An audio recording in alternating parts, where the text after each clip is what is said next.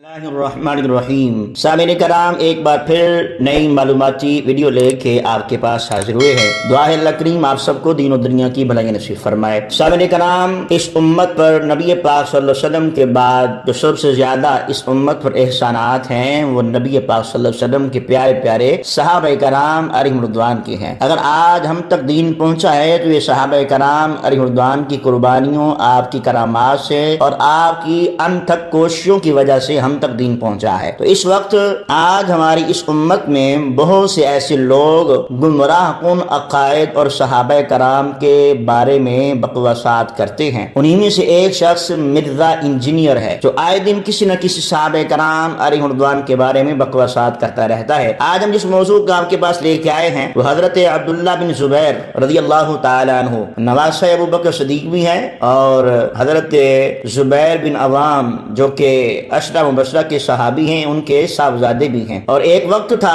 جب مرزا انجینئر کو ایرانی ڈالر وغیرہ نہیں ملتے تھے، تو اس وقت مرزا انجینئر حضرت عبداللہ بن زبیر کے بارے میں کیا کہتا تھا، آئیے اس کی ہی زبان سے سنتے ہیں۔ اب عبداللہ ابن زبیر جو ہے یہ کوئی عام بندہ نہیں ہے سر، یہ کوئی عام صحابی بھی نہیں ہے۔ عبداللہ ابن زبیر کون ہے؟ یہ مسلمانوں کے تقریباً 9 سال تک خلیفہ بھی رہے ہیں۔ یزید کے مرنے کے بعد حجاز کے اوپر انہوں نے خلافت قائم کر لی تھی، اور آل امیہ جو ہیں وہ باقی جگہ پہ ان کی حکومت تھی، اور 9 سال تک یہ خلیفہ رہے ہیں، اور یہ صحابی ہیں۔ اور ان کی آپ ذرا خوش نصیبی دیکھیں، ان کے والد جو ہیں عشرہ مبشرہ ہیں حضرت زبیر رضی اللہ تعالیٰ عنہ، وہ صحابی ہیں۔ ان کے نانا حضرت ابوبکر الصدیق رضی اللہ تعالیٰ عنہ علیہ السلام صحابی بھی ہیں، خلیفہ راشد بھی ہیں، وہ ان کے نانا ہیں، کیونکہ ان کی والدہ اسماء بنت ابی بکر وہ بیٹی حضرت ابوبکر کی، جس کا نانا ابو بکر ہو، جس کا باپ زبیر ہو، جس کی ماں سید عائشہ کی بڑی بہن اسماء بنت ابی بکر ہو۔ اور سر اس سے بھی بڑھ کر میرے لیے جو عبداللہ ابن زبیر کے لیے محبت کا رشتہ ہے، وہ بخاری اور مسلم دونوں میں حدیث موجود ہے کہ جب مسلمان ہجرت کر کے مدینہ شریف آئے نا، تو کافروں نے یہ پراپوگنڈا شروع کر دیا کہ مسلمانوں پہ تو بندش ہوگی، اب ان کا کوئی لڑکا پیدا نہیں ہوگا۔ تو ہجرت کے فوراً بعد جو سب سے پہلے بچہ پیدا ہوا وہ عبداللہ ابن زبیر تھے۔ اور بخاری مسلم کے الفاظ ہیں کہ نبی صلی اللہ علیہ وآلہ وسلم نے کھجور منگوا کے اپنا لعاب دہن اس پہ لگایا اور اپنے منہ میں چبا کے عبداللہ ابن زبیر کے منہ میں ڈالی۔ یار ایسا خوش نصیب کوئی شخص ہو سکتا ہے؟ گھٹی جو ہمارے یعنی اہل سنت اہل تشیع پورے مسلمانوں کے ہاں ایک سنت سمجھی جاتی ہے، گھٹی دینا سنت ہے، میٹھی چیز چبا کے دی، تو جس کو گھٹی دی ہوئی ہے نبی صلی اللہ علیہ وآلہ وسلم نے، اور یہ حضرت حسن و حسین سے بھی عمر میں بڑے ہیں، کیونکہ یہ ہجرت مدینہ کے فوراً بعد پیدا ہوئے ہیں۔ تو نبی علیہ السلام کی وفات کے وقت آلموسٹ ان کی 10-11 سال عمر تھی۔ حضرت حسن کی تقریباً 7-8 سال تھی، حضرت حسین کی 5 سے 6 سال تھی، تو یہ ان سے بڑے ہیں۔ تو یعنی میں بتانا چاہ رہا ہوں کہ یہ صحابی بھی ہیں، اور ان کو گھٹی نبی علیہ السلام نے دی ہوئی ہے۔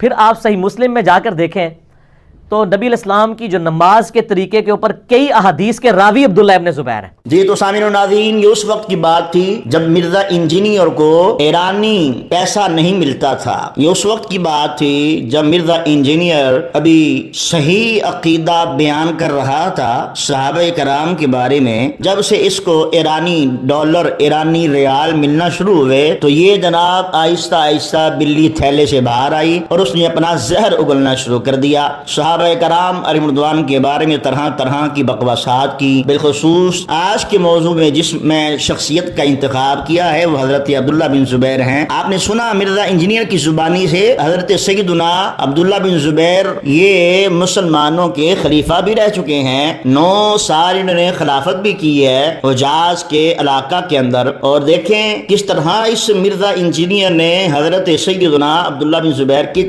تعریفیں کی۔ یہ لیکن اس وقت کی بات تھی جب ایرانی ڈالر نہیں ملے، ایرانی ریال نہیں ملے، جب اس کی بیٹھک میں اہل تشیع نہیں گھسے۔ جب وہ گھسے انہوں نے پیسے دیے تو ظاہری بات ہے جس کا کھاتے ہیں انہی کے گن گانے تھے نا، اب جس کا یہ کھا رہا ہے انہی کے گن گائے گا۔ تو اس کو ایرانی ریال جب اس کے سامنے رکھے گئے تو اس کے منہ سے بے ساختہ رالیں گری، رالیں ٹپکی، اور اس نے وہ ایرانی سکے اٹھائے اور اس کے بعد پھر صحابہ کرام علیہ رضوان کی ذات پر تبرع بازیاں کی۔ اب سنیے ایرانی ریال کے بعد مرزا انجینئر کا عقیدہ کیا ہوا۔ یزید کے دور میں عبداللہ بن غالباً کا شاید نام غلط لکھ رہی ہے، زبین لکھا ہے انہوں نے، بن عوان نے خلافت، جی عبداللہ ابن زبیر ہی آتے ہیں نا یزید کے دور میں. زبیر ہے نا بن عوان نے خلافت قائم کی تھی تو اس کا شمار خلفائے راشدین میں کیوں نہیں کرتے جبکہ وہ خلافت اس لیے کہ بھائی عبداللہ ابن زبیر جو ہے نا جی ان کا کوئی کنڈکٹ ٹھیک نہیں تھا.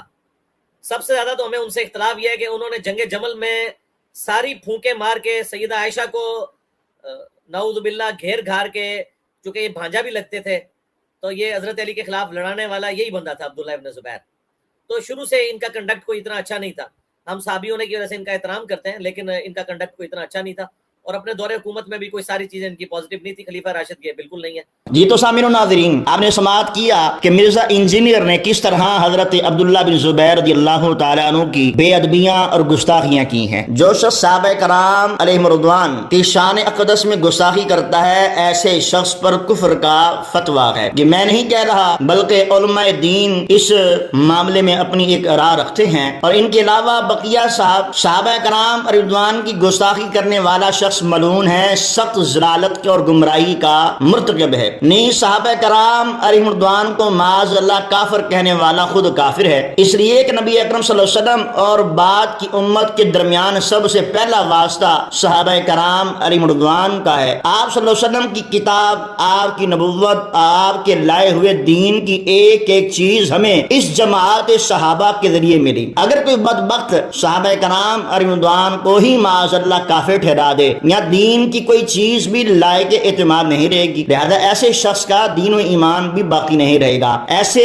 بدبخت شقی کی تائید کرنے والوں کا بھی اگر یہی عقیدہ ہے تو ظاہر ہے جو حکم کہنے والے کا ہوگا وہی تائید کرنے والوں کا بھی ہوگا. صحیح بخاری شریف کی حدیث ہے، جو شخص میرے کسی ولی سے دشمنی کرے تو میں اس کے خلاف جنگ کا اعلان کرتا ہوں. تو صحابہ کرام علیہم رضوان سے بڑا اللہ کا ولی کون ہو سکتا ہے؟ تو مولا کائنات شیر خدا حضرت علی رضی اللہ تعالی عنہ آپ کی محبت رکھنے والا صحابہ کرام کا کبھی بھی بے ادب گستاخ نہیں ہو سکتا. یہ ہو ہی نہیں سکتا کہ حب علی بھی دل میں موجود ہو اور بغض صحابہ بھی ہو، ایسا نہیں ہو سکتا. حضرت علی رضی اللہ کی محبت تو صحابہ و آل رسول کا غلام بننے کا درس دیتی ہے، اور ان لوگوں کے لیے بھی یہی لمحہ فکریہ ہے جو کہ اپنے آپ کو سنی کہتے ہیں، اہل سنت کا لیبل لگایا ہوا ہے. اب دیکھیے ہر ویڈیو کے سامنے اس مرزا انجینئر کے اوپر ایک سامنے ٹیبل پر لکھا آتا ہے اہل سنت و جماعت، اس کی ویب سائٹ کا ایڈریس ہے. لیکن مجال ہے کہ اہل سنت کے عقیدے بیان کرے، اہل سنت کا نظریہ بیان کرے، لیبل اس نے اہل سنت کا لگایا ہوا ہے. اب دیکھیں نا، ایک بوتل پر لیبل جناب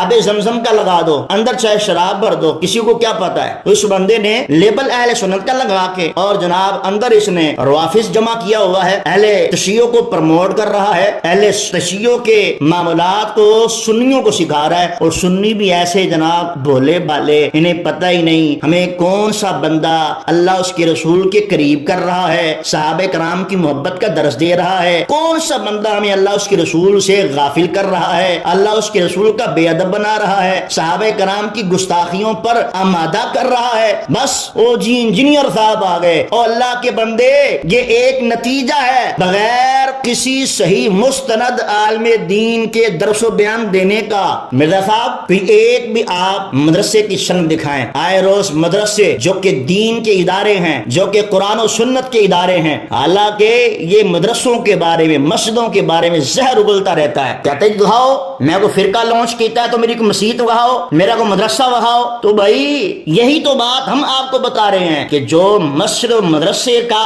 قائل نہیں ہے تو پھر وہ اللہ اس کے رسول کی محبت کا قائل کیسے ہو سکتا ہے، صحابہ کرام کی غلامی کا قائل کیسے ہو سکتا ہے. یہی تو ایک نیا فرقہ ہے، بس ہمارے بولے بالے بھائیوں کو نظر نہیں آتا. تو کس طرح حضرت عبداللہ بن زبیر کے بارے میں زبان درازی کرتا ہے. صحیح بخاری مسلم شریف کی حدیث ہے، اللہ کے پیارے رسول صلی اللہ علیہ وسلم ارشاد فرمایا، میرے بعد میرے صحابہ کو برا مت کہنا، میرے بعد میرے صحابہ کو برا مت کہنا. مجھے قسم ہے اس ذات کی جس کے قبضہ میں میری جان ہے، تم میں سے اگر کوئی شخص احد پہاڑ جتنا بھی سونا راہ خدا دانے خرچ کرے تو میرے صحابہ کے ایک مٹھی دانے صدقہ کرنے بلکہ اس سے بھی آدھے ثواب کو بھی نہیں پہنچ سکتے۔ طبرانی کی ایک اور حدیث ہے، ارشاد نبی صلی اللہ علیہ وسلم ہے، جس نے میرے صحابہ کو برا کہا یا گالی دی تو اس پر اللہ، اس کے فرشتوں اور تمام مخلوقات کی لعنت ہو۔ ایک اور حدیث ہے، جس نے میرے صحابہ کو گالی دی یا جس نے میرے صحابہ کو برا کہا، تو جس نے میرے صحابہ کو برا کہا یا میرے صحابہ کو گالی دی اس نے مجھے گالی دی، اور جس نے مجھے گالی دی اس نے اللہ تعالیٰ کو گالی دی۔ تو سامعین و ناظرین، آج کے آپ نے ویڈیو سماعت فرمائی، اس میں جو مرزا انجینئر کے اسٹوڈنٹ ہیں ان سے میں کہوں گا خدا را اللہ اس کے رسول کی رضا کے لیے اس کا در چھوڑ دو۔ یہ در تمہیں اللہ اس کے رسول تک نہیں لے کے جائے گا۔ ایک نہ ایک دن دیکھنا اس بندے کے ذریعے تم ضرور قادیان جاؤ گے، تم ضرور جناب ربوہ پہنچ جاؤ گے۔ یہ مرزائیوں کا ایجنٹ ہے، یہ اہل تشیعوں کا ایجنٹ ہے، یہ کبھی بھی اہل سنت کا وفادار نہیں ہے، اور مسلمانوں کا تو خیر خواہ ہو ہی نہیں سکتا۔ یہ نیو فرقہ کریٹنگ کرنا چاہ رہا ہے۔ تو سامعین و ناظرین، اس سے پہلے کہ ہمارا ایمان ہمارے ہاتھ سے ضائع ہو جائے، ابھی بھی وقت ہے، اللہ کی بارگاہ میں آ جاؤ، توبہ کر لو، اس کا در چھوڑ دو، اس کا کھیڑا چھوڑ دو، وگرنہ ایمان چلا گیا تو یقین مانو پچھتاوے کے علاوہ کچھ ہاتھ نہیں آئے گا۔ اللہ کریم ہم سب پر ابھی رحمت خاص فرمائے۔ میرے سامعین و ناظرین سے گزارش ہے کہ اس چینل کو زیادہ سے زیادہ سبسکرائب کریں، لائک کریں، شیئر کریں، آپ کے تعاون کی امید ہے۔ اللہ تعالیٰ آپ کو دین و دنیا کی بھلائی نصیب فرمائے۔ جزاکم اللہ خیرا۔